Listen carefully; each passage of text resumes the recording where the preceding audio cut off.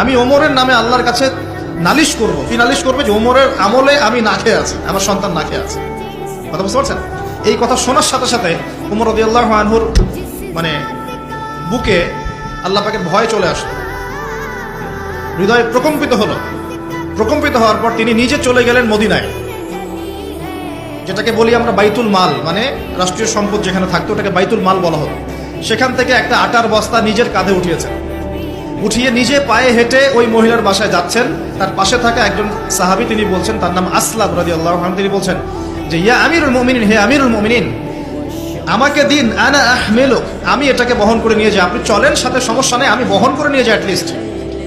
তখন ওমর রাদিয়াল্লাহু আনহু বলছেন, দিলের কান দিয়ে শোনেন কথাগুলো, ওমর রাদিয়াল্লাহু আনহু বলছেন, হাল আনতা তাহমিলু উযরি ইয়াউমাল কিয়ামাহ, তুমি কি কিয়ামতের মাঠে আমার পাপের বোঝা বহন করবে? সুবহানাল্লাহ, চিন্তা করে দেখেন। নিজের হাতে গেলেন, রান্না করে খাওয়ালেন, তারপরে বললেন আগামীকাল তুমি আমিরুল মুমিনিনের দরবারে এসো, সেখানে আমাকে পাবে। এই হলো ওমর রাদিয়াল্লাহু আনহুর খেলাফত। একদিন তিনি তার যে উট, এটাকে পরিষ্কার করছেন। আলী রাদিয়াল্লাহু আনহু দেখে বলছেন, আমিরুল মুমিনিন, আপনি পরবর্তী জেনারেশনের জন্য অনেক কঠিন আদর্শ রেখে যাচ্ছেন, আপনি এত কাজ করছেন, তারপরে নিজের কাজও নিজে করছেন।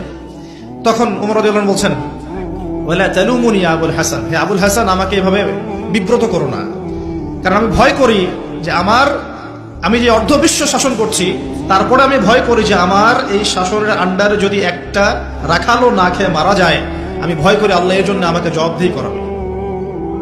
আরেকটা বলে শেষ করে দিই, আমর ইবনে আস রাদিয়াল্লাহু আনহু, তিনি একজন গভর্নর, কোথাকার? মিশরের। কার আমলে আছেন? ওমর রাদিয়াল্লাহু আনহুর সময়। তো তার ছেলের নাম হচ্ছে মুহাম্মদ।